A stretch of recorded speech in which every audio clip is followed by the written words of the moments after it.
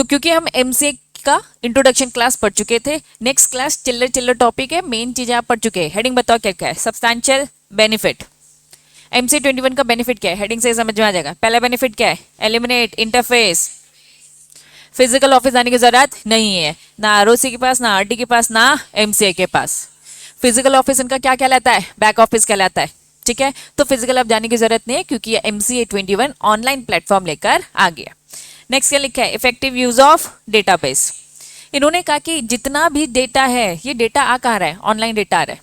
हमने देखा front office है, फ्रंट ऑफिस दो है, एक है वर्चुअल, दूसरा क्या है रजिस्ट्रार, या फिर फिजिकल बोलो, या फिर क्या बोलो फैसिलिटेशन सेंटर, पढ़ा था ना पन्ने, ठीक है। ये सारी चीजें, चलिए इन्होंने कहा ये जो डेटाबेस है ये कहाँ पर है। इन्होंने कहा बहुत सारी हमने वेबसाइट बना के रखी है। चलिए वेबसाइट की डिटेलिंग में जानते हैं। सबसे पहली वेबसाइट क्या बोलो कि उन्होंने, इन्वेस्टर एजुकेशन प्रोटेक्शन फंड। कुछ नहीं, फंड है, पैसा है।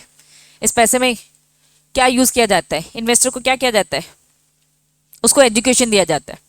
अब जो ये इन्वेस्टर है ये आंख बंद करके कहीं भी पैसा लगा देता है, तो साफ साफ बोल दिया हमने क्या किया है, एक फंड बनाया है।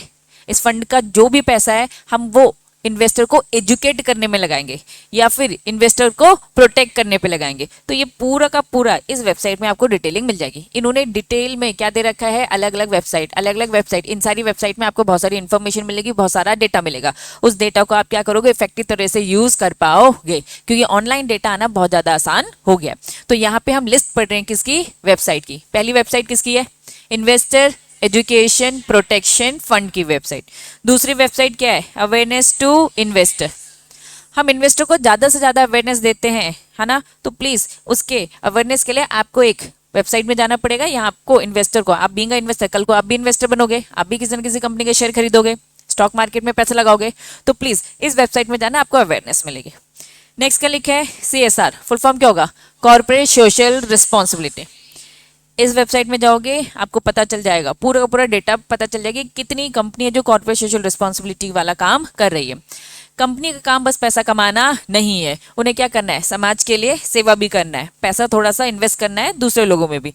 तो यहाँ पे आपको इस वेबसाइट में मिलेगा। फिर क्या लिखा है, security clearance online portal. Security clearance online portal से मतलब उनका क्या, ये वेबसाइट है, इस वेबसाइट में क्लियरेंस की बात हो रही है। आप शेयर्स खरीदते बेचते रहते हो, तो क्लियरेंस पूरे तरीके से हुआ है कि नहीं, सही तरीके से आपको आपकी सिक्योरिटीज मिल गई है कि नहीं, तो इन वेबसाइट में आपको इन्फॉर्मेशन मिल जाएगी। हम पढ़ क्या रहे हैं, हेडिंग बताओ। एमसीए 21 के आ जाने से क्या फायदा हुआ है। फायदा नंबर 1, जो आप फिजिकल इंटरफेस होता था वो अब खत्म हो गया। फायदा नंबर 2, अलग अलग वेबसाइट में जितना भी डेटा है उसे इफेक्टिव तरीके से यूज किया जा सकता है। अजय, फायदा नंबर 3 क्या लिखा है, सुपरवाइज कर पाओगे और बेटर क्या कर पाओगे, मॉनिटर कर पाओगे कि सारी कंपनी अच्छे से कंप्लाइंसेस कर रही है कि नहीं। एक ही जगह पर आपको देखना है, अलग अलग आरओसी में देखने की जरूरत नहीं है। पहले हर एक स्टेट में, हर स्टेट में तो आरओसी है, बैक ऑफिस है, अब हर स्टेट के आरओसी में जा जाके देख पाना तो पॉसिबल नहीं है। तो एमजे की वेबसाइट में तो हर कोई डेटा डाल रहा है ना, तो आप क्या कर पाओगे, मॉनिटर कर पाओगे, सुपरविजन कर पाओगे। नेक्स्ट क्या लिखा है, म्यूचुअल बेनिफिशियल सिस्टम। ये किसकी बात कर रही है, कह रही है कि भैया trade facilitation one hand and enforcement required on the other hand. अच्छा खासा जो भी ट्रेडिंग को लेकर आप काम कर रहे हो, एमजे की वेबसाइट दोनों के लिए अच्छी है, एज ए इन्वेस्टर के लिए भी अच्छी हो गई, ठीक है। फॉर एग्जाम्पल अब आपको पता चल गया कि हम कंपनी का डेटा देख सकते हैं, आप कंपनी के balance sheet, profit and loss account, financial statement अच्छे से देख सकते हैं, ठीक है। एमजे की वेबसाइट में मैंने आपको कुछ सर्विसेज दिखाई, लेकिन हमने अभी डिटेल में पूरी सर्विसेज नहीं देखी है। क्यों, क्योंकि अभी हमें काम ही नहीं पता क्या क्या काम होता है, तो मैं बताऊंगी भी तो इतना ज्यादा समझ में नहीं आएगा, लेकिन मैंने बेसिक फॉर्मेट आपको बता दिया। तो किसी भी कंपनी का बेसिक फॉर्मेट जो देखना है वो मैंने आपको दिखा दिया कि नाम सर्च करो, सिन नंबर डालो, मास्टर डेटा से आपको दिख जाएगा। लेकिन और डिटेल वाली अगर आपको इन्फॉर्मेशन देनी है तो आपको एमसी की वेबसाइट में 100 रुपए पे करने पड़ते हैं। कितने रुपए पे करने पड़ते हैं, 100 रुपए। तो कंपनी की एमसी वेबसाइट में जाओ, किसी भी रिलायंस कंपनी के बारे में जानना है, 100 रुपए पे करो, आपको हर एक चीज मिल जाएगी। 100 रुपए में कितना ही होता है, लेकिन आपको कंपनी की पूरी डिटेलिंग मिल जाएगी। आपको एलएलपी की इन्फॉर्मेशन चाहिए, तो एलएलपी की इन्फॉर्मेशन के लिए आपको कितना पे करना पड़ेगा, 50 रुपए। 50 रुपए में पूरी अंदर की इन्फॉर्मेशन आपको मिल जाएगी, फ्रॉम द बिगनिंग, जब आपकी कंपनी स्टार्ट हुई, जब आपकी एलएलपी स्टार्ट हुई, पूरी हिस्ट्री आपको मिल जाएगी अभी तक की, 10 साल 20 साल 40 साल पुरानी सारी इन्फॉर्मेशन आपको मिल जाएगी, ठीक है। चलिए, तो यहाँ पे उन्होंने ये बोल रखा है कि ये सबके लिए बेनिफिशियल है। नेक्स्ट क्या लिखा है, जल्दी काम होता है, पहले वहां जाओ, कब क्लियर करेंगे पता नहीं, स्पीड है, ट्रांसपेरेंसी है, सबको सब दिख रहा है। जो इन्फॉर्मेशन आपने एमसीए में डाल दी, फॉर एग्जाम्पल आईटेक्स मेरी कंपनी है, मैंने इसके अंदर की बेसिक इन्फॉर्मेशन डाल दी कि मेरी इस क्लास में इतने स्टूडेंट है, ये सारी इन्फॉर्मेशन अब पब्लिकली अवेलेबल है, हर कोई देख सकता है ना, तो ट्रांसपेरेंसी तो रहेगा, इफिशियंट भी रहेगा। नेक्स्ट लिखा है इफेक्टिव ड्यू डिलिजेंस, मतलब केयरफुल तरीके से काम करना, इफेक्टिव है ना, हम केयरफुल तरीके से काम कर पा रहे हैं। नेक्स्ट क्या लिखा है एफिशिएंट सर्विस बाय प्रोफेशनल्स, हम भी तो अच्छा काम कर पा रहे हैं। हम एक दिन में, आज पहले की अगर मैं बात करूं तो एक हफ्ता 10 दिन लग जाता था एक कंपनी को इनकॉर्पोरेट करने में, रजिस्टर्ड करने में। क्यों? क्योंकि डॉक्यूमेंट इकट्ठा करो, फिर डॉक्यूमेंट को क्या करो, पोस्ट करना पड़ेगा। ऑनलाइन सर्विस तो नहीं थी। एमसी के आ जाने से क्या हो गया है, सब स्कैन करो, तुरंत फोटो खींचो, स्कैन करो और एमसी की वेबसाइट में डाल दो। एक दिन में भी अब कंपनी को रजिस्टर्ड किया जा सकता है, बस डॉक्यूमेंट एक बार में इकट्ठा कर लो। ठीक है, चलिए, तो क्या बोल दिया, प्रोफेशनल भी क्या कर पा रहे, इफिशिएंट सर्विस दे पा रहे। ठीक है, और क्या लिखा है, कैसे, एनवायरमेंट फ्रेंड, पेपर वेस्ट नहीं हो रहा है। पहले बहुत पेपर वेस्ट होता था, अब सारी चीजें ऑनलाइन है। ठीक है, एक कॉपी करो, 2 कॉपी करो, 3 कॉपी करो, कितनी फोटो कॉपी करवा के देना पड़ता है, खुद सोचो। जब तुम अपने कॉलेज के एडमिशन में जाते हो या फिर कहीं भी कुछ भी जाते हो तो आपको कितनी फोटो कॉपीज तो देनी पड़ती है ना, तो पेपर वेस्ट हो रहा है, तो ये एनवायरमेंट फ्रेंडली भी है। तो ये सारे क्या है, बेनिफिट्स। ठीक है, नेक्स्ट हेडिंग क्या लिखा है, एमसीए सर्विस। कुछ सर्विसेज मैंने आपको कल ऑनलाइन दिखाई थी। चलिए, सबसे पहला क्या लिखा है, डीएससी दिखाया था। अगर किसी को डिजिटल क्या चाहिए, डिजिटल सिग्नेचर सर्टिफिकेट, तो एमसीए की वेबसाइट में आपको जाकर रजिस्ट्रेशन करना है। फॉर एग्जांपल अगर आपको भी चाहिए तो आप पहले इसे लेंगे, फिर इसे क्या करवाओगे, रजिस्टर्ड करवाओगे। नेक्स्ट क्या लिखा है, अप्लाई फॉर। मैंने आपको बताया था कि अगर कोई भी कंपनी आपको इनकॉर्पोरेट करनी है तो बिना डायरेक्टर के वो कंपनी इनकम्प्लीट है, तो हमें डायरेक्टर चाहिए। लेकिन डायरेक्टर को सबसे पहले क्या चाहिए, डिन। तो डिन के लिए आपको एमसीए की वेबसाइट में जाके अप्लाई करना पड़ता है। अब डायरेक्टर को डिन कैसे मिलेगा, डिन मिलने के लिए उसका आधार कार्ड, उसका पैन कार्ड, उसका एड्रेस प्रूफ, ये सारी चीजें आपको देनी पड़ेगी। डिन अलॉट हो जाता है। डिन क्या है, एक रजिस्ट्रेशन नंबर, जिससे डायरेक्टर की फुल इन्फॉर्मेशन आपको मिल जाएगी। तो ये भी हम हेडिंग पढ़ रही है एमसीए की जो सर्विसेज हैं, एमसीए हमें कौन कौन सी सर्विसेज देता है। तो डीएससी मिल जाता है, डीएससी रजिस्टर्ड होता है। और क्या लिखा है, डिन के लिए आप अप्लाई करते हो, अप्लाई करोगे तो मिलेगा। नेक्स्ट क्या लिखा है, व्यू। ये तो मैंने दिखाया ही था, एक रिलायंस कंपनी का दिखाया था, व्यू मास्टर डेटा। किसी भी कंपनी का देख रहे हो या फिर किसी भी एलएलपी का, जो भी रजिस्टर्ड कहाँ होते हैं, सबका रजिस्ट्रेशन आरओसी के पास होता है। कंपनी का भी रजिस्ट्रेशन आरओसी के पास, एलएलपी का भी रजिस्ट्रेशन आरओसी के पास। नाम थोड़ा सा बस चेंज कर देते हैं, रजिस्ट्रार ऑफ कंपनी या फिर रजिस्ट्रार ऑफ एलएलपी, लेकिन वो एक ही होता है। नाम बस अलग अलग बोलते हैं लेकिन वो एक ही होता है। ठीक है, चलिए नेक्स्ट क्या लिखा है, index of charges. Charge word मतलब क्या होता है, गिरवी रखना, सिक्योरिटी, मॉर्गेज, समझते हैं मॉर्गेज, गिरवी रखना। ठीक है, कंपनी क्या करती है, लोन लेती है। जब भी कंपनी लोन लेती है तो कुछ ना कुछ गिरवी रखती है, ये भी मास्टर डेटा में आपको दिख जाएगा। ठीक है, नेक्स्ट क्या लिखा है, एलएलपी की सर्विसेज, जैसे कंपनी की सर्विसेज ऐसे एलएलपी की सर्विस। और क्या लिखा है, ई filing. What do you mean by E filing, document को फाइल करना ना।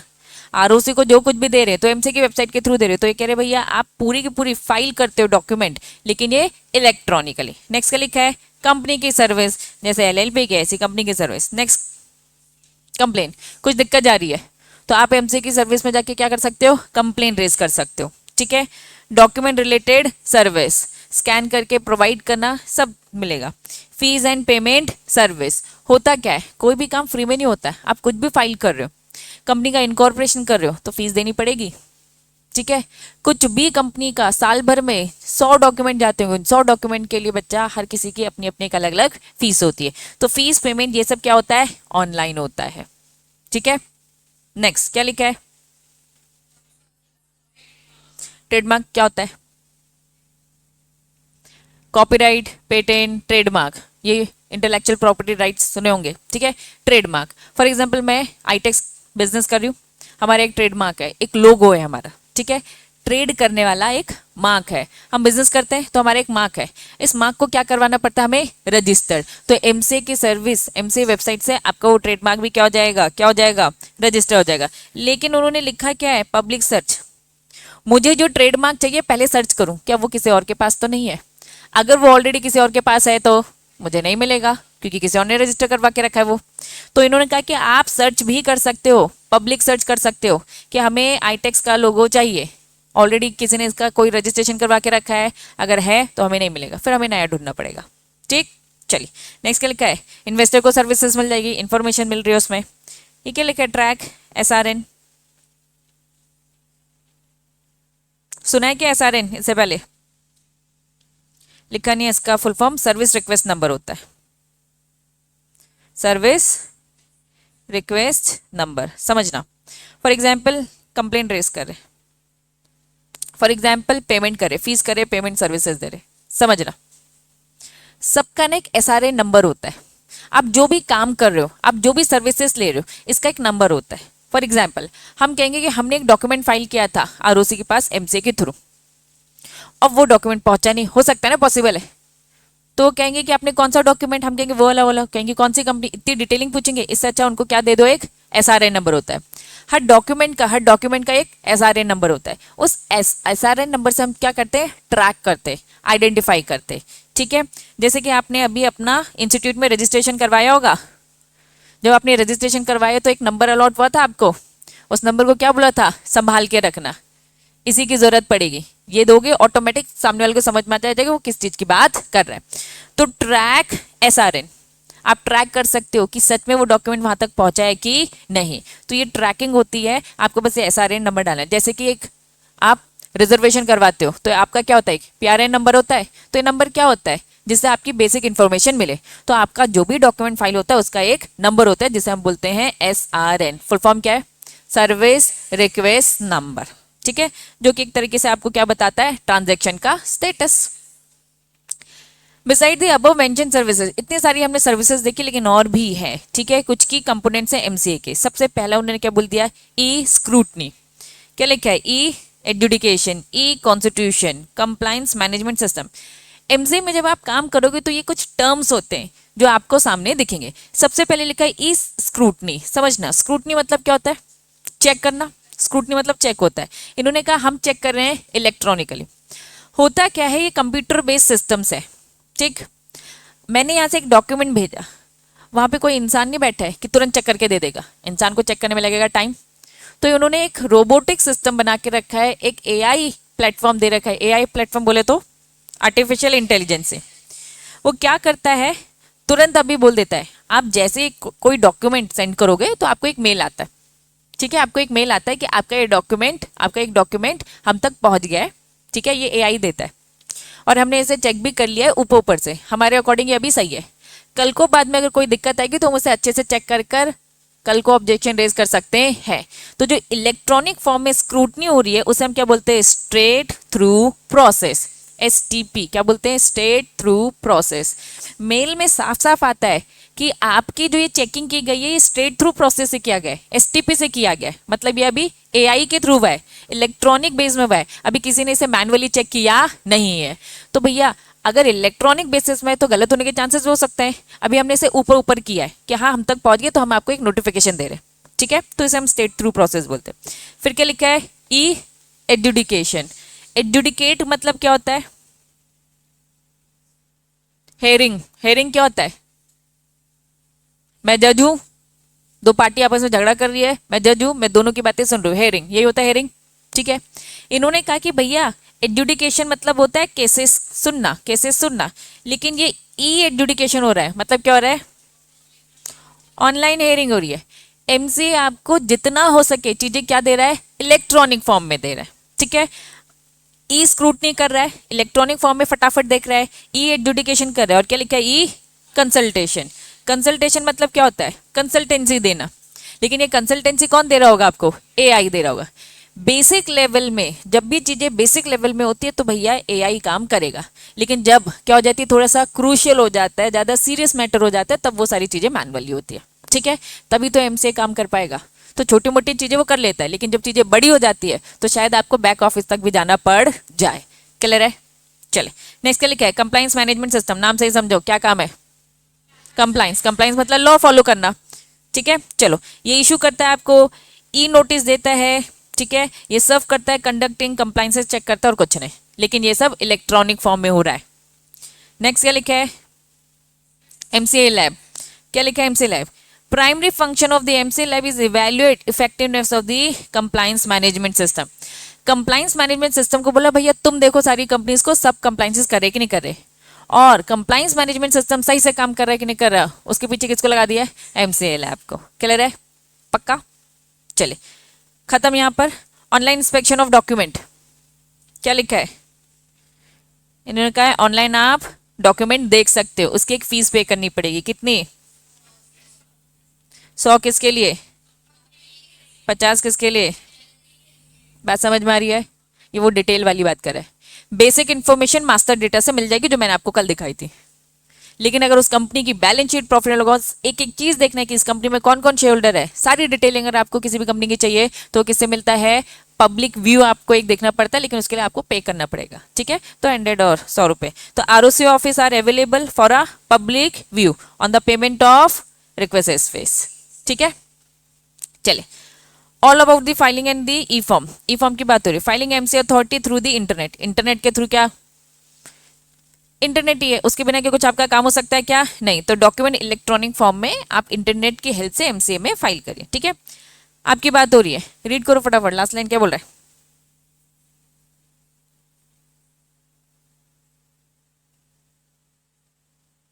सीएस को क्या होना चाहिए, इलेक्ट्रॉनिक फाइलिंग सिस्टम करना है तो फैमिलियर रहेगा किससे, कंप्यूटर, इंटरनेट और MCA 21 electronic filing system, PDF file और यूजिंग डिजिटल सिग्नेचर, ये सब चाहिए। तो सिस्टम है ना, लैपटॉप है तो प्लीज बच्चा यूज करो उसमें, ठीक है। बेसिक चीजें बता रही हूँ, अगर आप ट्रेनिंग करने जाओगे तो बस नाम होती है ट्रेनिंग, कोई नहीं सोचता कि हम तुम्हें बैठा के एकदम सिखाने वाली एबीसीडी। हर कोई क्या ट्रेनर चाहता होगा, सिखा सिखाए बच्चा आए, हमें तो काम करवाना है। अगर मैं एक सीईओ और अपने अंडर में तुमको रखती हूँ, मैं नहीं सिखाऊंगी, मैं चाहती हूँ मेरा काम करो, तो आपको बेसिक चीजें आनी चाहिए। तो प्लीज एमसीए की वेबसाइट, सिखाने नहीं वाले, वो कहेंगे हमें ये काम चाहिए, खुद आप, ठीक है, कर करके उसे सीखते हो, तो प्लीज कुछ चीजें खुद से करना सीख जाओ, इवन अपना रजिस्ट्रेशन भी खुद ही किया करो, मैं तो ये कहूंगी, करोगे सीखोगे। नेक्स्ट क्या लिखा है, pre request for E filing on the MCA, अगर एमसीए में जा रहे हो फाइलिंग करने तो क्या बोल रखा है, क्या क्या चाहिए, डिजिटल सिग्नेचर सर्टिफिकेट चाहिए। अब डिजिटल सिग्नेचर सर्टिफिकेट ये तो समझ में आ गया, इलेक्ट्रॉनिक सिग्नेचर होता है, लेकिन इसकी ना कैटेगरीज होती है, ठीक है, क्लास 2 क्लास 3 कैटेगरीज होती है, क्लास 1 क्लास 2 क्लास 3 होती है, ठीक है। Category issued by the licence certifying authority, वापस क्या लिखा है, सीए लिखा है, इनका मतलब क्या है, सर्टिफाइंग अथॉरिटी। डिजिटल सिग्नेचर, वापस से मैं आ रही हूँ, आपने एमसी की सर्विस पढ़ी, सबसे पहला क्या लिखा था, रजिस्टर करवाना, पहले डीएससी ले तो लो, तो आप जैसे ही सीएस बनोगे तो कुछ एजेंसी होती है, कुछ एजेंट्स होते हैं जिनको आप अप्रोच करोगे, ठीक है, जिनको आप अप्रोच करोगे और आप उनसे क्या लोगे, डिजिटल सिग्नेचर, क्या लोगे, डिजिटल सिग्नेचर। तो डिजिटल सिग्नेचर देने वाली जो अथॉरिटी होती है उन्हें हम क्या बोलते हैं, सर्टिफाइंग अथॉरिटी। पहले मैं उन्हें अप्लाई करूंगा, बीच में बहुत सारे एजेंट होते हैं, ब्रोकर्स होते हैं, ठीक है, उनकी हेल्प से वहां तक पहुंचेंगे, उनसे हम क्या ले लेंगे, अपनी डीएससी। अब डिजिटल सिग्नेचर मेरे पास आ गए, लेकिन एमसी की वेबसाइट में जाके मैं उस डिजिटल सिग्नेचर को क्या करवाऊंगी, रजिस्टर, कि भैया मेरे पास एक सिग्नेचर है, आप प्लीज एमसी सर्विस इसे देख लीजिए, आपके रिकॉग्निशन में रहनी चाहिए। अब कल को मैं कोई भी डॉक्यूमेंट में साइन करूंगी तो एमसी की वेबसाइट में वो ऑलरेडी ऑथेंटिकेटेड है, तो उसे एज इट इज एक्सेप्ट कर लेगा। तो डीएससी नहीं देता है हमारा एमसी सर्विस, डीएससी हमें कौन देता है, सर्टिफाइंग अथॉरिटी, लेकिन हमें उसका रजिस्ट्रेशन कहाँ करवाना पड़ता है, एमसीए में, ठीक है। डिजिटल सिग्नेचर लीगली एडमिसिबल, इन्होंने क्या बोल रखा है, कोर्ट में भी इसे एक्सेप्ट किया जाएगा। फॉर एग्जांपल आपने कोई कॉन्ट्रैक्ट कर रखा है जिसमें आपने डीएससी लगा दिया, इलेक्ट्रॉनिक फॉर्म में आपने सिग्नेचर कर लिया, तो कोर्ट भी उसे एक्सेप्ट करता है। डिजिटल सिग्नेचर आईटी एक्ट के अकॉर्डिंग, ठीक है, वैलिडेट 1 एंड 2 है, सबका एक ड्यूरेशन होता है, जैसे कैटेगरी बोली ना, क्लास 2 क्लास 3 कैटेगरी होती है, एक्सपायर हो जाता है वो, उसे आपको क्या करना पड़ता है, रिन्यू करना पड़ता है, ठीक है, उसकी वैलिडेशन इंक्रीज करनी पड़ती है, ठीक। चले अब ये वाली चीजें तो तुम लोग को सेल्फ रीड में मैंने दे दी, लेकिन बता दूं क्या ये, क्या लिखा है, हार्डवेयर और सॉफ्टवेयर। एमसीए की सर्विस में अगर आपको काम करना चाहिए तो आपके पास क्या क्या होना चाहिए, आपके लैपटॉप में, आपके सिस्टम में, तो कुछ ऑलरेडी सिस्टम्स में क्या होना चाहिए, एक तो पहले तो कंप्यूटर होना चाहिए, ठीक है, efficient program system, latest browser होना चाहिए, एडोब रीडर, स्कैनर, ठीक है, जावा एक होता है, जावा रूटीन एनवायरनमेंट, ये अपडेट वर्जन्स होते हैं, इनको आपके अगर लैपटॉप में है तो आप काम कर पाओगे, अदरवाइज आप काम नहीं कर पाओगे। तो कुछ नहीं, ट्रेनिंग में सबसे पहले जब जाओगे खुद का लैपटॉप लेके जा रहे हो तो वो सॉफ्टवेयर वो डाल देते हैं ये सारी चीज़ें, तभी आप काम कर पाओगे। अगर खुद का नहीं लेकर जा रहे हो तो उनके खुद के सिस्टम्स होते हैं, उसमें ये ऑलरेडी चीज़ें होती है। आपको ज़्यादा दिमाग इसमें लगाने की ज़रूरत नहीं होती है। जिसका एरिया होता है उस बंदे को बुलाया जाता है और बोल दिया जाता है भाई सुन मुझे ये काम करना है, इस काम के लिए जो जो चाहिए मेरे सिस्टम में डाल दे, ठीक है। लेकिन बेसिक चीज़ आपको पता होनी चाहिए। आपका एक सब्जेक्ट होता था पहले आईटी, इंफॉर्मेशन टेक्नोलॉजी, ये फाइनल में एक सब्जेक्ट होता था। इंस्टीट्यूट को लगता था कि उन्हें तुम लोग को कंप्यूटर से रिलेटेड बहुत सारी इन्फॉर्मेशन देनी है, लेकिन ज़्यादा इन्फॉर्मेशन की आपकी जरूरत नहीं है, बेसिक इन्हीं इन्फॉर्मेशन से आपका काम चल जाता है। अब इंस्टीट्यूट ने फाइनल में से ये सिलेबस में से हटा दिया।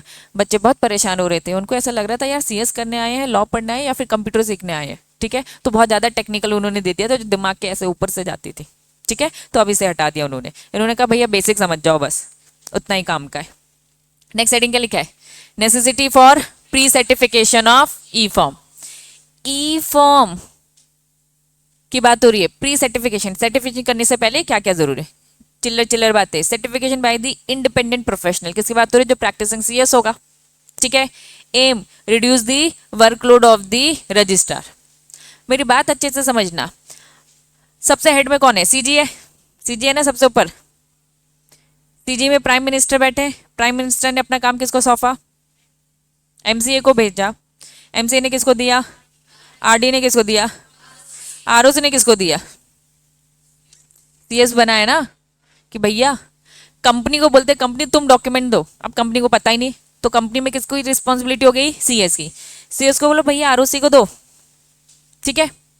तो आरओसी को देने से पहले सीएस को क्या बोला? तुम पहले अपने लेवल में चेक कर लो ना, चेक कर दो सारी चीजें। क्या आरओसी चेक करेगा क्या? आरओसी में बैठे ऑफिसर्स ही हैं, एम्प्लॉइज है, स्टाफ है, उनके पास भी अच्छा खासा, लेकिन एक एक चीजें वो भी चेक करने बैठेंगे तो काम बहुत ज्यादा नहीं हो जाएगा? तो आरओसी के बर्डन को कम करने के लिए आरओसी ने क्या बोला? भाई सीएस तू थोड़ा सा देख ले सर्टिफिकेशन। तो इंट्रोडक्शन क्या इंट्रोड्यूस किया गया? Pre certification by the independent professionals. इसका एम क्या है? रिड्यूस करना। क्या रिड्यूस करना? आरओसी का वर्कलोड, ठीक है। Once an e form is pre certified, आपने उसे एक बार सर्टिफाई कर दिया। सर्टिफाई कर दिया मतलब क्या? चेक कर लिया और साइन कर दिया कि भैया मैंने चेक कर लिया, मेरे साथ तो बढ़िया है, ठीक है। Towards the authenticity based on the particulars contents books of account records. आप सारी चीज एक बार देखो और अपने हिसाब से साइन करके दे दो। अब आरओसी को क्या लगेगा? चलो एक बार सीएस ने तो देख लिया, प्रोफेशनल्स की बात हो रही है, इसमें सीए सीएस सीए में आता है, लेकिन क्योंकि मैं सीएस का कोर्स पढ़ा रही हूँ इसलिए मैं बार बार सीएस बोलूंगी। लिखा क्या है? सीएस लिखा है क्या? प्रोफेशनल। तो जिसका जो एरिया है, हमारा लॉ का एरिया तो हम लॉ में साइन करेंगे, अकाउंट्स का एरिया अकाउंट्स में करेंगे, कॉस्ट का एरिया कॉस्ट में। तो जो प्रोफेशनल है वो उसको प्री सर्टिफाई कर दे और फिर इसको सेंड कर दे आरओसी को। क्लियर है? चलो, the professional give the fall certificate. कल को पता चलता है आरओसी को, आरओसी भी नेक्स्ट चेक तो करेगा, ऐसे नहीं कि आंख बंद करके सब में भरोसा करेगा, लेकिन एक बार चेक कर लेगा तो काम कम हो जाएगा, ठीक है। सेकंड टाइम चेक करेगा और पता चलता है कि भैया किसी ने गलत सर्टिफिकेट दे दिया था, गलत साइन कर दिया था, करप्शन है भैया, पैसे खा लिया आप लोगों ने, एनी मटेरियल इन्फॉर्मेशन नोइंगली जानबूझ कर ये आपने किया है, तो आप क्या हो जाओगे? लाइबल। पनिशमेंट कहाँ जाएगी आपकी? सेक्शन नंबर दे रखा है, ये सेक्शन नंबर की जो पनिशमेंट है ये आपको याद करनी है, लेकिन अभी सेक्शन नंबर बस याद करेंगे क्योंकि ये सेक्शन नंबर बार बार रिपीट होगा। प्रोफेशनल वो ऑफिसर कहाँ पे जाके उसको लाइबिलिटी मिलेगी, पनिशमेंट मिलेगी? सेक्शन 447 और 448, याद रहेगा। चले, फीस क्या लिखा है? Submit file register record payment of fees. कोई भी डॉक्यूमेंट जा रहा है एमसीए में, फीस तो पे करनी पड़ती है, ठीक है। सरकार का काम बिना पैसे का हो सकता है क्या? नहीं, फीस रहती है, आपको फीस एमसी की वेबसाइट में दिख जाती है। मोड ऑफ पेमेंट, कैसे पेमेंट करोगे? ऑब्वियसली ऑनलाइन मोड होगा, फिजिकल कैसे करोगे? इन्होंने कहा क्रेडिट कार्ड यूज कर सकते हो, इंटरनेट बैंकिंग, ठीक है। Remittance of the authorise bank, remittance मतलब सेंड करना, भेजना। कुछ ऑथराइज बैंक है जो आपके बिहाफ में पेमेंट करते हैं, ठीक है। एनी अदर मोड, लेकिन सारी के सारी वो मोड सीजी के द्वारा अप्रूव्ड होने चाहिए। तो शॉर्ट में बोलूँ, ऑनलाइन तरीके में क्रेडिट कार्ड आज के टाइम पे कितनी ऑनलाइन शॉपिंग करते हो ना, वो सारे तरीके इसमें भी यूज हो जाते हैं, फिजिकल बस नहीं होता, ठीक है। क्लैरिटी है? यहाँ पे पूरा टॉपिक होता है हमारा एमसीए का ओवर। अब आपके चैप्टर में हमने सारी चीजें कवर कर ली, बस एक चीज आपकी छूट गई, दैट वाज डॉक्ट्रिन। डॉक्ट्रिन बोले तो क्या होता है? प्रिंसिपल्स। कुछ आप 4 प्रिंसिपल्स पढ़ेंगे यहाँ पे, ठीक है। 4 नहीं, 5 शायद से पढ़ेंगे, 4-5 प्रिंसिपल्स पढ़ने वाले, ठीक है। अब न्यू सिलेबस की अगर मैं बात करूँ तो न्यू सिलेबस का जो ये पोर्शन है ये कहाँ कवर होता है, यहाँ कंपनी लॉ में कवर होता है। और जो ओल्ड सिलेबस के बच्चे, इनका ये कंपनी लॉ में कवर नहीं होता, ये सेटिंग अप में कवर होता है। मतलब कहीं ना कहीं कुछ ना कुछ सारी चीजें कवर होंगे। तो very very very important concept, जब आप कंपनी लॉ पढ़ते तो ये प्रिंसिपल आपके लिए बहुत ही इंपॉर्टेंट है। चलिए, सबसे पहला प्रिंसिपल, या फिर मैं टेक्निकली बोलूं सबसे पहला डॉक्ट्रिन। डॉक्ट्रिन समझ में आ गया, प्रिंसिपल है तो डॉक्ट्रिन ऑफ क्या लिखा है, अल्ट्रा वायरस। चलिए थोड़ा सा बेसिक कॉन्सेप्ट समझे, स्टार्ट करते हैं। डॉक्ट्रिन ऑफ अल्ट्रा वायरस, ये अल्ट्रा का मतलब क्या होता है, बियॉन्ड, लैटिन वर्ड है, ठीक है, लैटिन वर्ड है। अल्ट्रा का मतलब होता है बियॉन्ड, और वायरस मतलब क्या होता है, पावर। दोनों को साथ में बोलूं तो क्या होता है, बियॉन्ड दी पावर। अब जहां कहीं भी अल्ट्रा वायरस आएगा तो समझ जाना बियॉन्ड दी पावर, मतलब मेरे पास कुछ पावर है, मेरे पास कुछ पावर है कुछ काम करने की, लेकिन मैंने उस पावर का एक्सेस यूज कर लिया। मतलब मेरे पास, मान लो तुम्हें पनिशमेंट देने की पावर थी, लेकिन मैं फाइन लगा सकती हूँ 10 लाख का। मैं फाइन कितना लगा सकती हूँ, 10 लाख का, लेकिन मैंने 20 लाख का लगा दिया, ठीक है। क्या मैं 20 लाख का लगा सकती हूँ, नहीं, मैंने बियॉन्ड दी पावर काम किया है। मेरे पास जितना काम था मैंने उससे ज्यादा किया है, तो इसे टेक्निकली क्या बोला जाएगा, मैंने क्या किया, अल्ट्रा वायरस किया, या फिर सिंपल लैंग्वेज में क्या बोलूं, बियॉन्ड दी पावर काम किया है। क्लियर है। चलिए, इंट्रा वायरस आएगा तो समझ जाना with in power, ultra vires आएगा तो बियॉन्ड दी पावर। ये दो टर्म बार बार यूज होंगे, ये इसका मीनिंग नहीं बताएंगे बार बार, एक बार बता दिया खत्म। अब आपको ये याद रखना है, अल्ट्रा वायरस मतलब beyond the power, intra vires मतलब within the power. 4 doctrine पढ़ेंगे, डायरेक्टर को लेके पढ़ेंगे। एओ बोले तो आर्टिकल ऑफ एसोसिएशन, एमएओ का मतलब मेमोरेंडम ऑफ एसोसिएशन, और कंपनीज एक्ट। अलाउड लिखा है, किस किस में अलाउड लिखा है, डायरेक्टर और एओ में। किस में अलाउड नहीं है, एमएओ में और कंपनीज एक्ट में। अभी कंसेप्ट समझाए नहीं है, अभी चलिए डिटेल में समझेंगे। आइए, बेसिक इन्होंने भी यहाँ पे यही चीज बताई, बस मैंने अच्छे प्रेजेंटेशन में बताया। अल्ट्रा वायरस लैटिन वर्ड है जिसमें अल्ट्रा होता है जिसका मतलब बियॉन्ड होता है, वायरस मतलब पावर होता है या फिर अथॉरिटी, पावर है या फिर अथॉरिटी। क्लियर है। दोनों को मिलाकर हम क्या बोलेंगे, बियॉन्ड दी पावर, ठीक है। कंपनी जो भी परफॉर्म कर रही है बियॉन्ड दी पावर परफॉर्म करे। स्टार्ट करते हैं, चलिए। Any activity done in a contrary, contrary मतलब ऑपोजिट, या फिर in excess the scope of the activity. Companies act में कुछ बातें बता के रखिए। हम कंपनीज एक्ट ही तो पढ़ रहे हैं, कंपनीज एक्ट 2013 पढ़ रहे हैं, ठीक है। हम कंपनीज एक्ट 2013 पढ़ रहे हैं, इसमें जो कुछ भी लिखा है वो आप कर सकते हो, और कुछ चीजें मना भी तो की है, तो आप वो कर सकते नहीं हो। तो कोई भी कंपनी कुछ भी काम कर रही है तो उसे क्या फॉलो करना है, कंपनीज एक्ट। जो बोला गया है वो करो, और जो नहीं बोला गया उसे मत करो।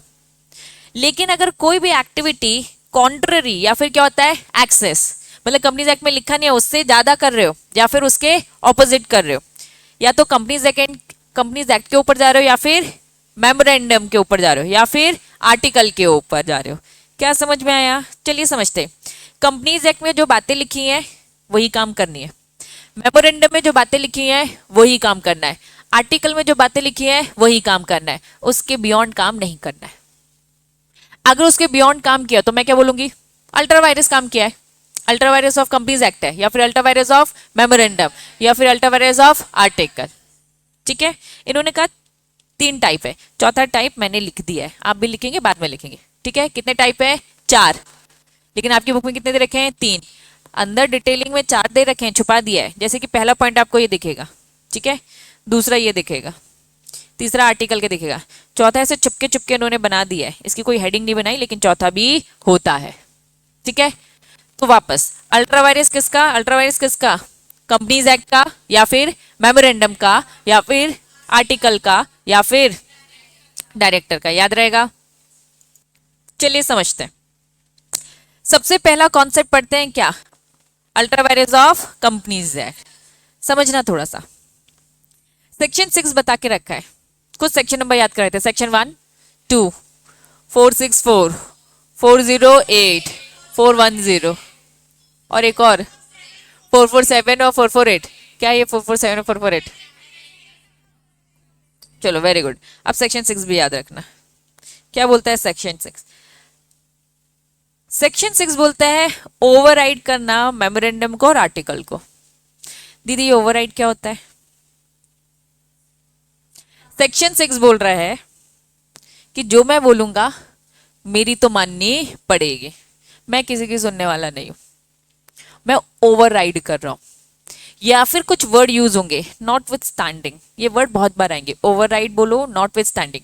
नॉट विथ स्टैंडिंग, मेरे सामने आप स्टैंड नहीं कर सकते, मैं जो बोल रहा हूं मैं बॉस हूं, मेरी बातें हमेशा प्रिवेल करेंगी, आपको मेरी बातें माननी पड़ेगी। तो सेक्शन 6 बोलता है मेमोरेंडम में जो कुछ भी लिखा हो मैं नहीं मानूंगा, आर्टिकल में जो कुछ भी लिखा हो मैं नहीं मानूंगा, मैं जो बोल रहा हूं मेरी सबको सुननी पड़ेगी, लेकिन मैं किसी को ही नहीं मानूंगा। बोल क्या रहे, चलिए देखते हैं। ठीक है, तो ओवरराइड और नॉट विथ स्टैंडिंग मतलब क्या होता है, दोनों का मतलब एक ही होता है। मैं सारी बातों को ओवरराइड करो, मैं सबकी नहीं सुन रहा, मैं उससे ऊपर हूं। या फिर नॉट विथ स्टैंडिंग, मेरे सामने कोई भी बात, कोई भी लॉ का प्रोविजन स्टैंड नहीं करेगा। मीनिंग समझ में आया, पहले बताओ मीनिंग समझ में आया, अब रीड करेंगे। सेक्शन 6 साफ साफ बोलता है प्रिवेल, प्रिवेल मतलब मैं ही जीतूंगा, ठीक है, मेरे सामने कोई खड़ा नहीं होगा। सेक्शन 6 बोलते हैं मैं प्रिवेल करूंगा, नॉट स्टैंडिंग एनीथिंग इन दी, कुछ भी कॉन्ट्ररी लिखा है मतलब कुछ भी ऑपोजिट लिखा है। मेमोरेंडम में ऐसा कुछ भी लिखा है जो कंपनीज एक्ट के अगेंस्ट है, कुछ भी लिखा है जो आर्टिकल के अगेंस्ट है, कोई भी आपने अग्रीमेंट कर लिया, आपस में कोई भी अग्रीमेंट कर लिया, कंपनीज एक्ट वो अलाउ ही नहीं करता है, तो वो भी मैं अलाउ नहीं करूंगा। या फिर कोई भी आपने रेजोल्यूशन पास कर लिया, what do you mean by resolution?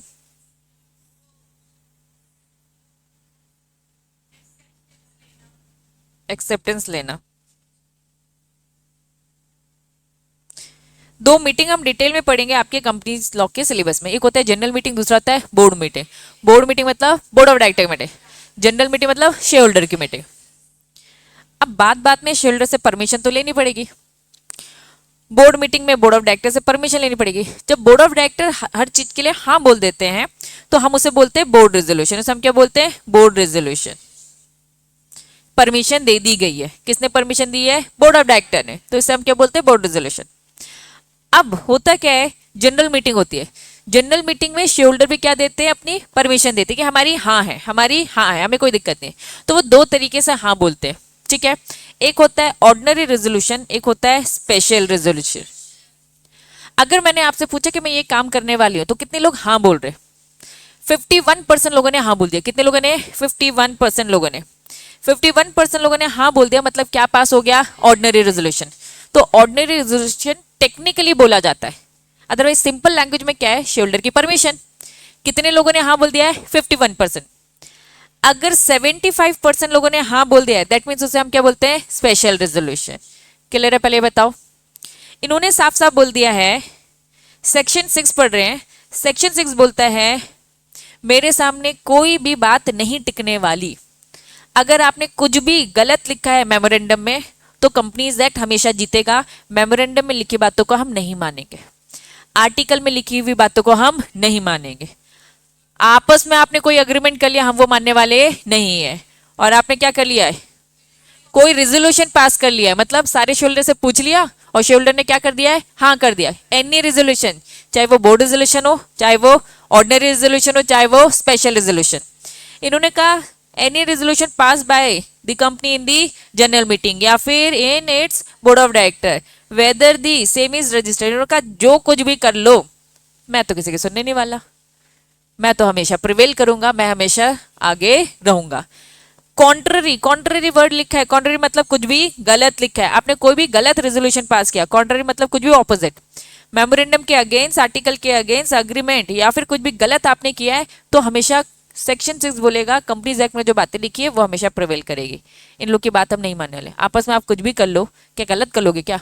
आपने कहा कि सारे शोल्डर ने हाँ बोला था कि हम ड्रग्स बेच सकते, तो ड्रग्स तो बेच रहे, तो कंपनीज एक्ट क्या आपको ड्रग्स बेचने दे देगा क्या? नहीं। कोई कंपनी ड्रग्स बेचने का काम कर सकती है क्या? नहीं। नहीं नहीं, शेयर होल्डर ने हाँ बोल दिया था, हमने आपस में अग्रीमेंट किया था, सबकी हाँ थी, तो क्या कर सकते हैं?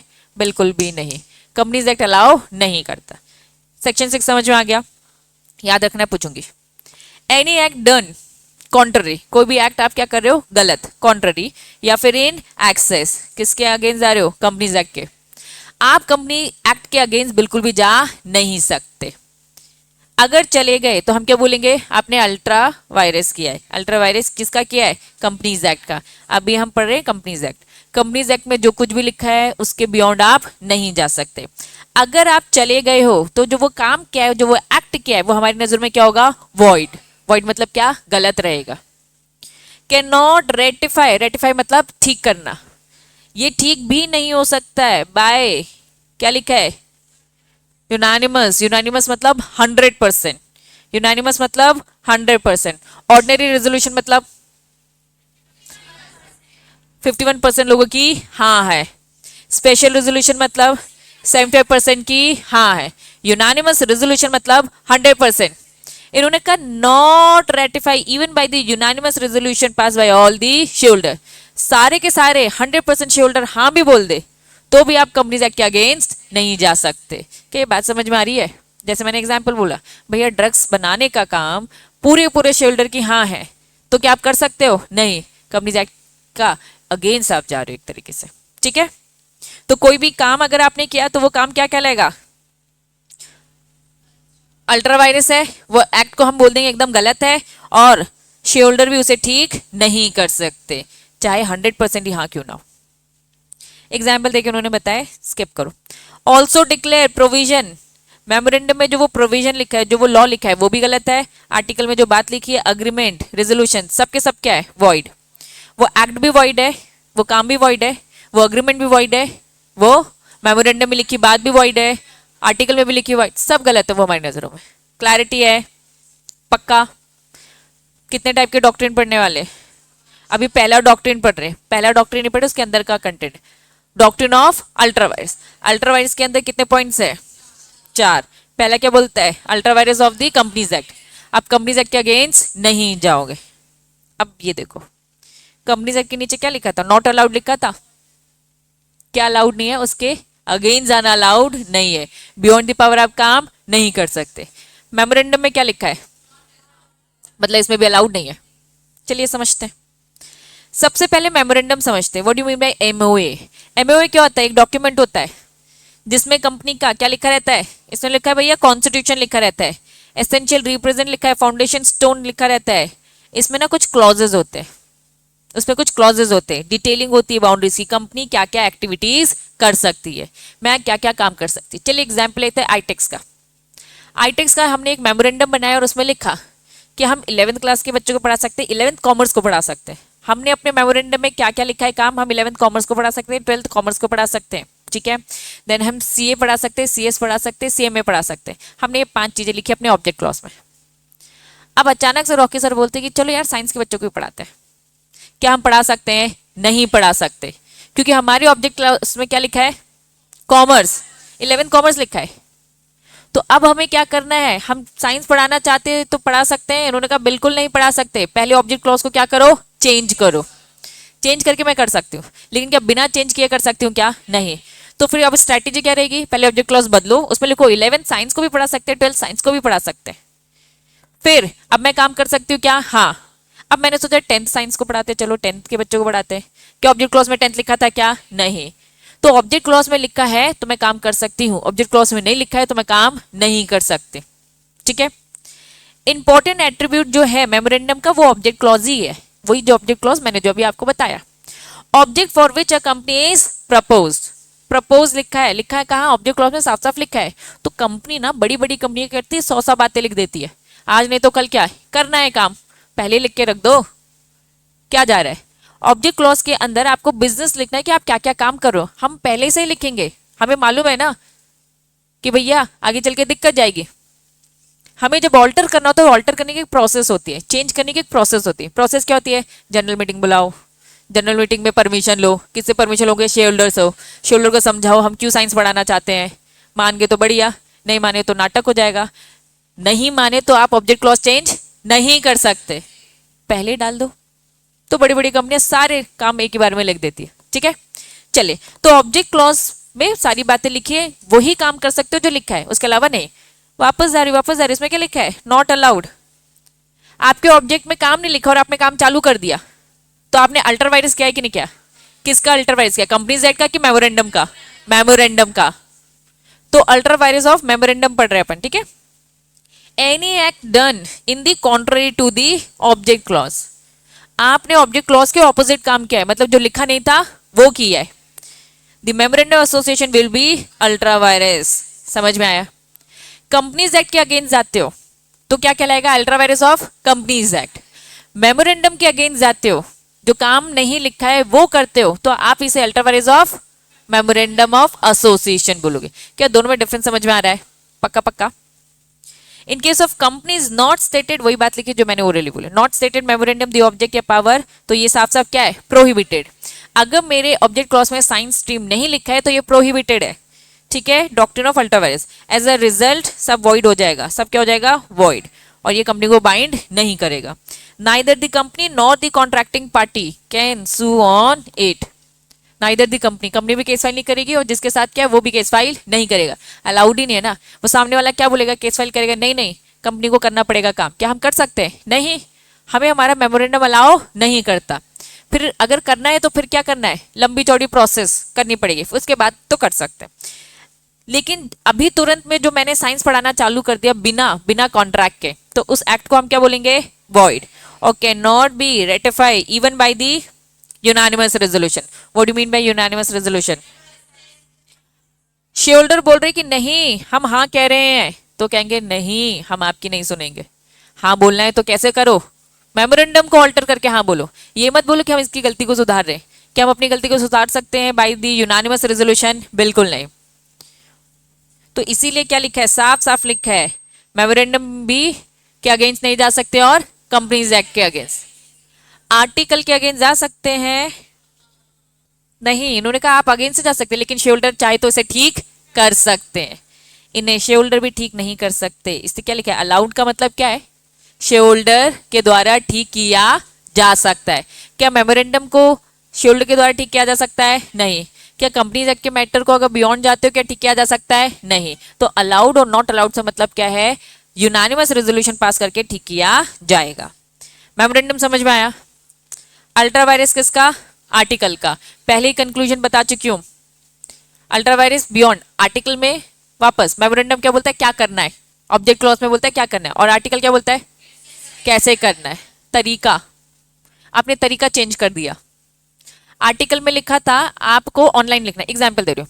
आर्टिकल में लिखा था ये काम आपको ऑनलाइन करना है, तरीका लिखा था, लेकिन आपने ऑनलाइन नहीं किया। आपने क्या कर दिया? फिजिकल फॉर्म में कर दिया। तरीका बदल दे, लेकिन काम तो कर सकते थे। तरीका सही नहीं था, तो तरीका चाहे तो ठीक किया जा सकता है by the share holder. Share holder बोलेंगे हम इनकी गलती को ठीक कर रहे हैं, फिजिकल भी हम अलाउ कर रहे हैं। क्या शेयर होल्डर इसे ठीक कर सकता है? हाँ, अलाउड है। चलिए, आर्टिकल मतलब क्या होता है? एओ, कंटेन बायलॉज। बायलॉज होते हैं regulation for the management. Management के लिए बायलॉज रहते हैं, मतलब मैनेजमेंट काम कैसे करेगा। इंटरनल अफेयर्स होते हैं कंपनी के, also define the rights of the member. Inter से आपस में सारे मेंबर्स के क्या क्या काम है, क्या क्या राइट्स है, सब लिखे रहते हैं। If any act ultra vires, article में जो बातें लिखी थी आपने वैसा नहीं किया, उसके ऑपोजिट किया, तो इसको हम क्या बोलेंगे? Ultra vires of article of association. But वो क्या है? Intra virus of memorandum of association. समझो, मैंने अपने आर्टिकल में लिखा कि हम 11th के बच्चों को पढ़ाएंगे, 11th कॉमर्स और 12th कॉमर्स के बच्चों को पढ़ाएंगे, लेकिन जो भी फीस का मोड होगा वो ऑनलाइन रहेगा। फीस का मोड क्या रहेगा? ऑनलाइन। ठीक है, 11th के बच्चों को पढ़ाएंगे, 12th के बच्चों को पढ़ाएंगे, ये कहाँ लिखा होगा? मेमोरेंडम में। और आर्टिकल में क्या लिखा होगा? फीस लेने का तरीका। तरीका तो आर्टिकल में लिखा रहता है, उसमें क्या लिखा होगा मैंने कि भैया ऑनलाइन मोड होगा, तरीका ऑनलाइन मोड। मतलब मैं फीस तो ले सकती थी ना, फीस लेने का काम तो कर सकती हूँ ना, लेकिन आर्टिकल क्या बोलता है? फीस लेने का काम लेकिन किस मोड में होना चाहिए? ऑनलाइन। मैंने क्या ले लिया? कैश ले लिया, कैश फॉर्म में ले लिया। इन्होंने कहा ये मेमोरेंडम के इंटरवायरस तो है, इंटरवायरस मतलब विद इन, एमओ के विद इन तो पावर है, outside the scope of article, but the power of intent by the memorandum will be ultra vires of article. Article का तो अल्ट्रा वायरस है, लेकिन the payment of the interest is advance call. ये example देके बता रहे हैं, ठीक है। फॉर एग्जाम्पल इन्होंने कहा कि हमने एक पेमेंट किया, किसका पेमेंट किया? इंटरेस्ट का, एडवांस में किया। जो रेट था वो हायर था, allowed by the article. Article ने अलाउ तो कर दिया था, लेकिन बस जो भी तरीका था वो अलग था।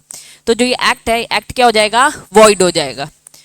बट जनरल मीटिंग में क्या लिखा है? में आफ्टर, सॉरी, आर्टिकल क्या लिखा है? What do you mean by special resolution?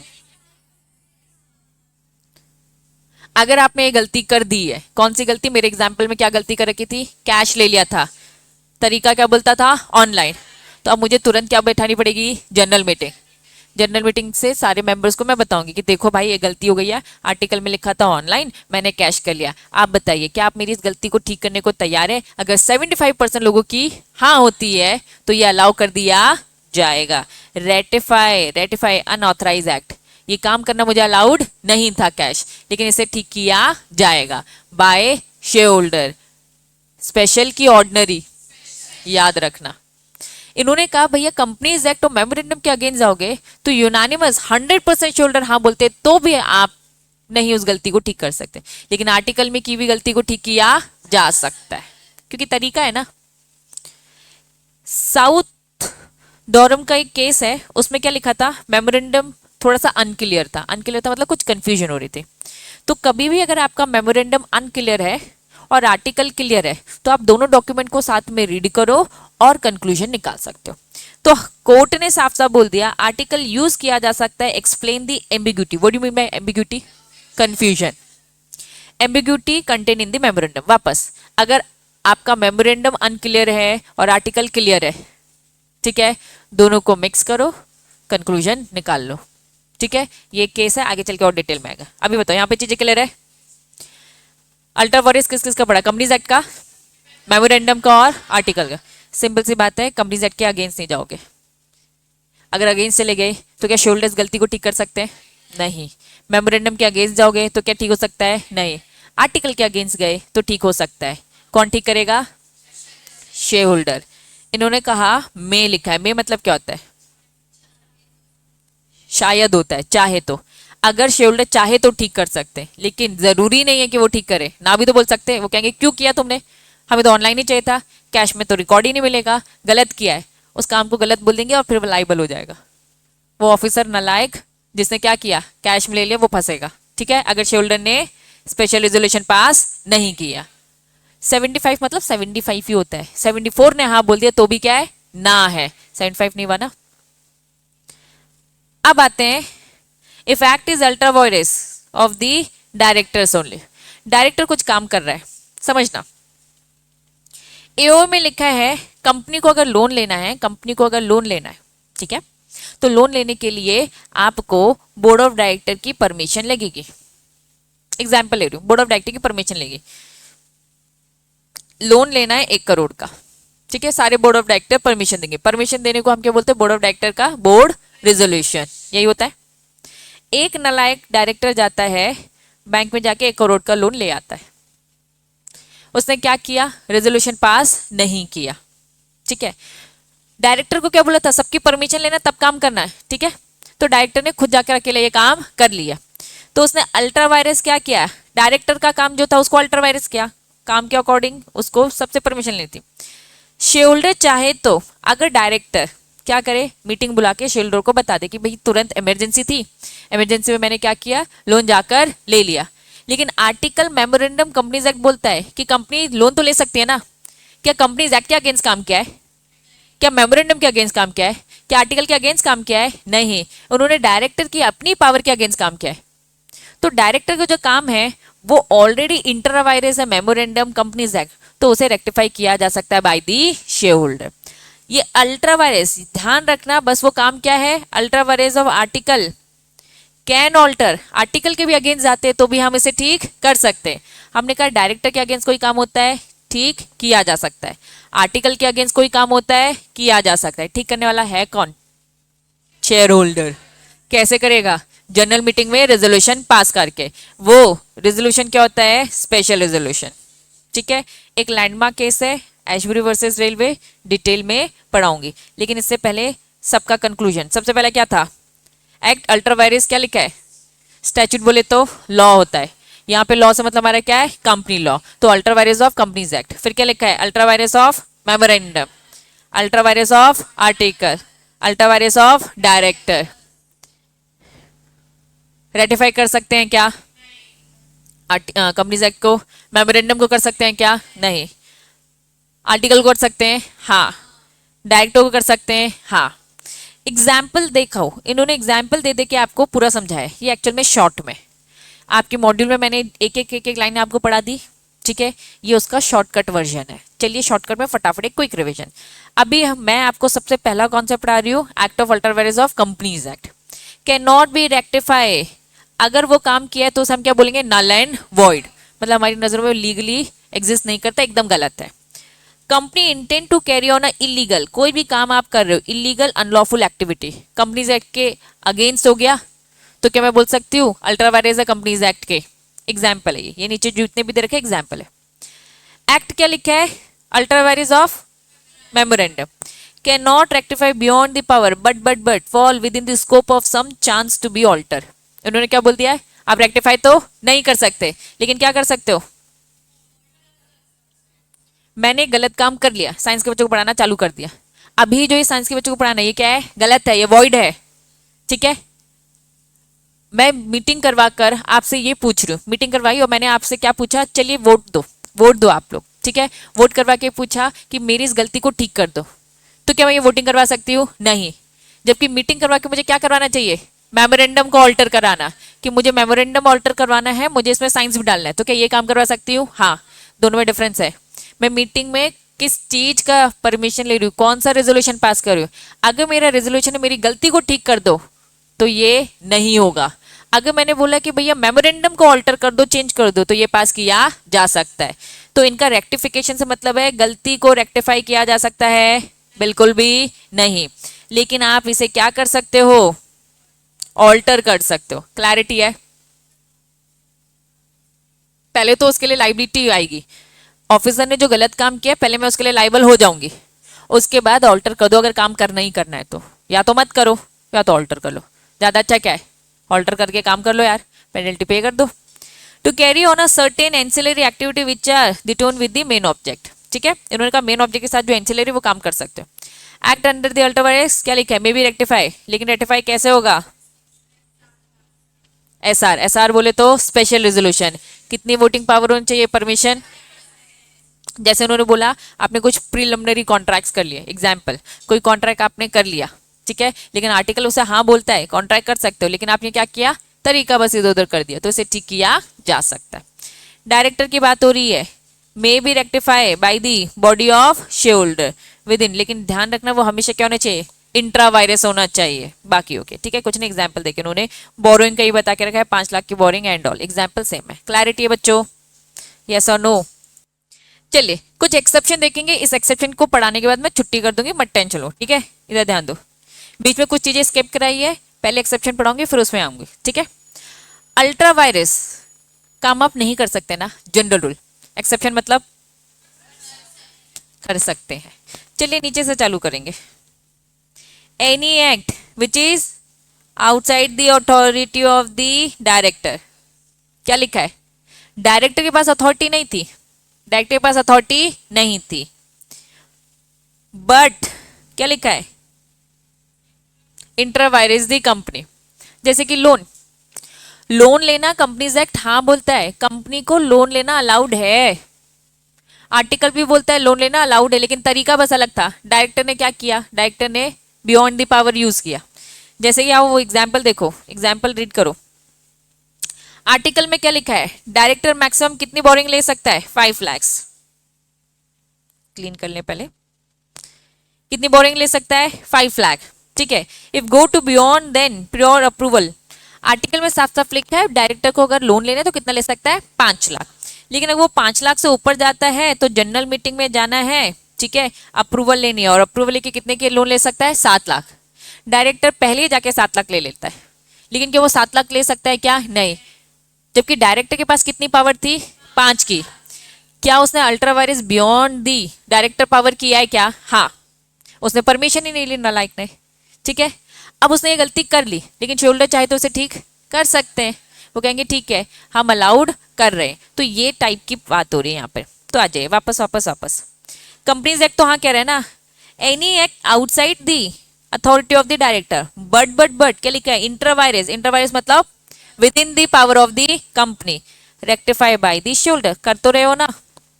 इन्होंने बोला अल्ट्रा वायरस का जो डॉक्ट्रिन है उसके एक्सेप्शन क्या है, जनरल रूल अल्ट्रा वायरस आप काम कर ही नहीं सकते, एक्सेप्शन कर सकते हो, कब कर सकते हो, जब शेयरहोल्डर अलाउ कर दे, किसको, डायरेक्टर को। ये चीज हमने वहां पर भी तो पढ़ी है, बस यहाँ पे रिपीट पढ़ रहे हैं। ठीक है, चलिए नेक्स्ट। एनी क्या लिखा है, इंसिडेंटल और consequential effect of ultra virus act not be invalid unless the companies act। मान लो आपका कोई मेन काम लिखा है, मेन काम आपके ऑब्जेक्ट क्लॉज में लिखा है। ऑब्जेक्ट क्लॉज कहाँ होता है, मेमोरेंडम। ठीक है, मैं क्या कर सकती हूँ, मैं कोचिंग क्लासेस पढ़ा सकती हूँ कॉमर्स के बच्चों को। अब इंसिडेंटल काम ये कि भैया कॉपी वॉपी रजिस्टर वजिस्टर का भी काम मैंने चालू कर दिया। इंसिडेंटल मतलब क्या होता है, उससे लगकर जो काम होता है। मैंने अगर कॉपी रजिस्टर भी प्रिंट करना चालू कर दिया, मैंने पेजेस नोट्स भी अगर आपको प्रिंट करके देना चालू कर दिया, तो ये इंसिडेंटल काम है, काम है। तो इंसिडेंटल काम आप कर सकते हो। अब आप ये नहीं कहोगे कि आपके ऑब्जेक्ट क्लॉज में तो लिखा नहीं था कि आप नोट्स दोगे, पढ़ा रहे हो तो डीम्ड है, नोट्स भी तो देने पड़ेंगे। बात समझ में आ रही है। एक होता है मेन काम, मेन काम है पढ़ाना, उससे लगी हुई सारी चीजें जो अटैचमेंट में जाएंगी वो भी आप काम कर सकते हो, भले ही आपकी इसमें लिखा ना हो। अगर कोई भी इंसिडेंटल इफेक्ट है, will not be invalid, companies act ने उसे मना नहीं किया है।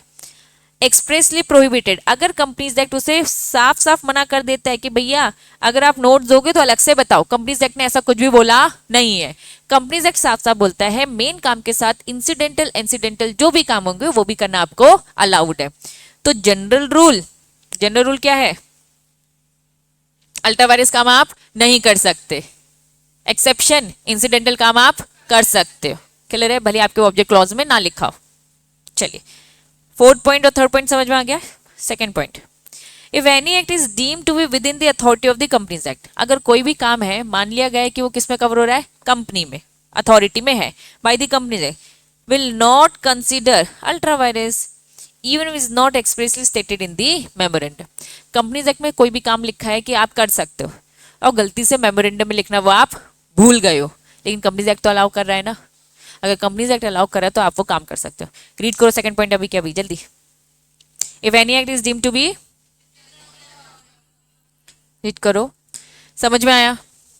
First point, any act which is perform, क्या लिखा है, इरेगुलरली। ये मैनर की बात करें, तरीके की बात करें, जो आर्टिकल में लिखा रहता है। ठीक है, अगर कोई काम है उससे आपने इरेगुलरली किया, बट अदरवाइज वो क्या है, intra vires of the company may be validated by shareholder of the company by giving their concern in the general meeting। कुछ नहीं, वो ये क्या कह रहे हैं, आपने कोई भी काम इरेगुलरली किया मतलब आपने तरीका बदला। अगर आपने तरीका बदला, कंपनीज एक्ट तो अलाउ करता है ना, कंपनीज एक्ट बोलता है भैया फीस लो, जब भी कोई बिजनेस कर रहे हो फीस लो। अब आपने अपने आर्टिकल में लिखा था कि नहीं भैया ऑनलाइन, आपने इसको क्या कर दिया, कैश ले लिया, तो शेयर होल्डर चाहे तो इसे क्या कर सकते हैं, वैलिडेट कर सकता है, कंसर्न दे सकता है। That's it. सबका कंक्लूजन बताऊं क्या है, शेयर होल्डर हाँ करेगा तो हो जाएगा, अदरवाइज नहीं होगा। क्लैरिटी है।